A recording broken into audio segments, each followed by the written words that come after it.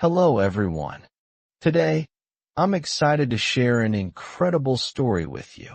It's more than just a chance to practice your listening. It's a story meant to inspire you. It's called Nothing is Free, and it's a powerful reminder that with hard work and determination, anything is possible. There was a young man named Leo, 20 years old, living in a small, quiet town surrounded by mountains. Leo had big dreams. He wanted to own a chain of restaurants and become a successful entrepreneur. But life wasn't easy for him. Leo's family was struggling financially. His father, Mark, was a mechanic, and his mother, Claire, cleaned houses to make ends meet. Leo's younger sister, Sophie, was just 10 and looked up to him as her hero. One cold evening, Leo sat outside his small house, staring at the stars. He whispered to himself, "I want to give my family a better life, but how do I start when we barely have enough to survive?" The next day, Leo shared his dreams with his father. Mark sighed and said, "Leo, dreams are not free. If you want something, you have to fight for it. Start with what you have, even if it's small." Leo thought deeply about his father's words. Then an idea struck him. He noticed that in his town, people loved fresh bread, but they had to travel far to buy it. He decided to start selling fresh bread locally. But there was a problem. Leo had no money to buy the bread. Still, he decided to take a chance and approached the bakery's owner, Mr. Anderson. Leo walked miles to meet Mr. Anderson, a grumpy old man who rarely trusted anyone. With confidence, Leo said, "Mr. Anderson, I want to sell your bread in my town, but I don't have money to buy it up front. Can you trust me for 1 week? I will sell the bread, return your money, and keep a small profit." Mr. Anderson raised an eyebrow. "And why should I trust you, young man?" he asked. Leo replied firmly, "Because I am determined, and I will work hard to prove myself."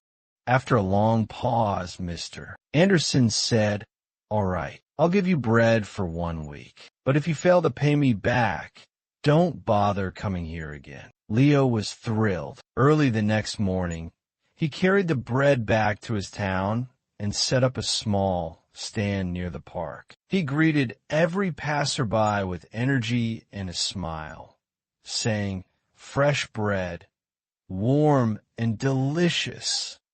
At first, people were hesitant. They didn't know if the bread was any good. But Leo offered free samples and soon made his first sale. By the end of the day, he had sold all the bread and made a small profit. That evening, he returned to Mr. Anderson and paid him back. The old man nodded and said, "You kept your word. Come back tomorrow." From then on, Leo worked tirelessly. He woke up at 4 a.m., walked to the bakery, carried bread to his town, and sold it with passion. After 2 months, he had saved enough money to buy a small cart, which made it easier to transport more bread. One day, a customer suggested, "Leo, why don't you bake your own bread? You're good at selling, but if you bake, you'll make more profit." The idea excited Leo, but it also scared him. He had never baked anything in his life. This was the moment Leo realized nothing is free, not success, not knowledge, not growth. If I want to succeed, I must take risks and learn. Leo couldn't stop thinking about the idea of baking his own bread. If he could bake, he wouldn't have to rely on Mr. Anderson, and his profits would grow. But there was one big problem. He didn't know how to bake. Leo decided to ask Mr. Anderson for help. The next morning, after delivering his payment, he said, "Mr. Anderson, can you teach me how to bake?" The old man frowned. "Why should I teach you? If you bake, you won't buy from me anymore. That's bad for my business." Leo looked at him and said, "You're right. but I won't forget the man who gave me my first chance. If I succeed, I'll make sure to help your bakery too." Anderson thought for a moment, then said, "Fine, but baking isn't easy. It takes time, patience, and hard work. If you're ready for that, I'll teach you." The lessons began early the next morning. Leo arrived at the bakery at 3 a.m. Before the sun was up, Anderson showed him how to mix flour, knead the dough, and bake it perfectly. At first, Leo struggled. His hands hurt from kneading, and his bread came out too hard or too soft. One day, after ruining another batch of bread, Leo sat down feeling defeated. "Maybe I'm not good enough for this," he said to himself. "Maybe I should give up." But then he remembered his father's words. Dreams are not free. He realized that every mistake was teaching him something new. Giving up was not an option. The next day, Leo went back to the bakery with even more determination. He practiced every step carefully. Slowly, his bread started improving. After 2 weeks, Mr. Anderson handed him a loaf and said, "This is perfect. Leo, you're ready." Leo was overjoyed. He rented a small oven and began baking bread at home. His family was amazed by his hard work.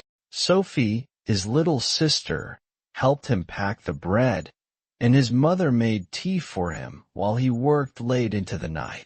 Soon, Leo wasn't just selling bread. He started making cookies and pastries too. People in the town loved his products. They said, "Leo's bread tastes better than anything we've had before." But success wasn't easy. One day, a new bakery opened in the town, run by a young man named Eric. Eric had a big, fancy shop with colorful signs and decorations. People were curious and started buying from him instead. Leo noticed his sales dropping. He felt scared. What if I lose everything I worked so hard for? But instead of panicking, Leo decided to improve. He listened to his customers and asked, "What do you like about Eric's bakery?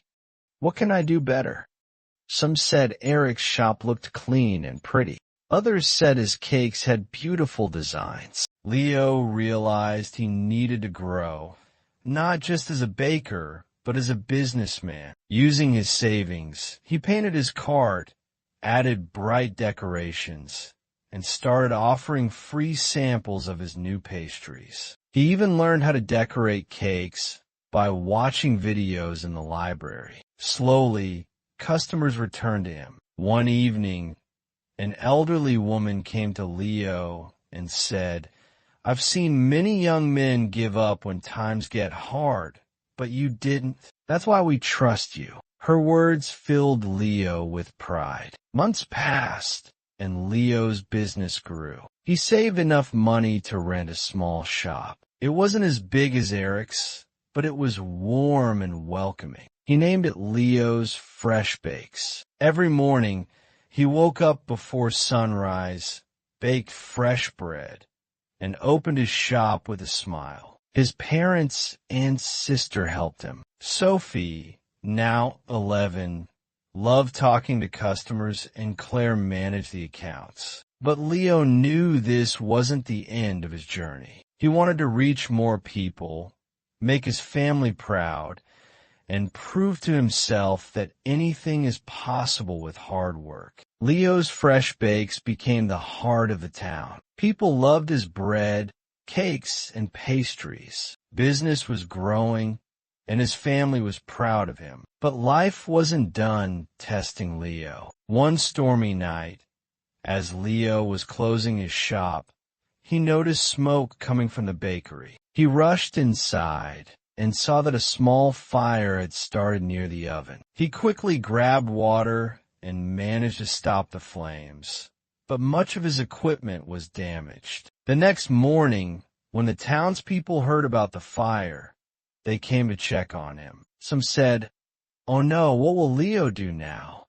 Others whispered, "Maybe this is the end for him." Leo felt heartbroken, but not defeated. He stood outside his bakery and said, This is just a challenge. I've faced struggles before, and I will face this too. I won't give up." He took a deep breath and began making a plan. He calculated how much money he had saved and realized it wasn't enough to replace all the equipment. For a moment, fear crept in, but Leo remembered his journey, how he started with nothing but a dream and hard work. Instead of sitting and worrying, Leo asked for help. He approached Mr. Anderson, who had retired, and said, "Sir, I need advice. What would you do if you were me?" Mr. Anderson smiled and said, "Leo, you already know the answer. You've taught yourself that nothing is free. Work harder, believe in yourself, and people will believe in you too." Inspired, Leo decided to rebuild. He didn't wait for someone to rescue him. He started baking at home again with the little equipment he had left. He told his customers, "I won't let you down. I'll keep serving you, even if it's just a small amount for now." The townspeople admired his courage. Many started helping him. Some donated ingredients, others gave small amounts of money, and a few offered their time to help clean and repair the bakery. Leo realized something important. When you work hard and never give up, people notice. They want to help someone who helps themselves. After months of hard work, Leo reopened his bakery. It was better than ever. He painted the walls, added new decorations, and even introduced new items like cupcakes and muffins. His customers were overjoyed. On the day of the grand reopening, the town's mayor came and said, "Leo, you are a true inspiration. You've shown us all that with determination, anything is possible." Leo stood in front of the crowd and said, "I want to thank each one of you. You've taught me that nothing in life is free. Not success, not respect, not love. Everything must be earned with hard work, patience, and persistence. Never let failure stop you. Every challenge is just a step to something greater." From that day, Leo's bakery didn't just sell bread. It became a symbol of hope. People from other towns started visiting to meet the young man who never gave up.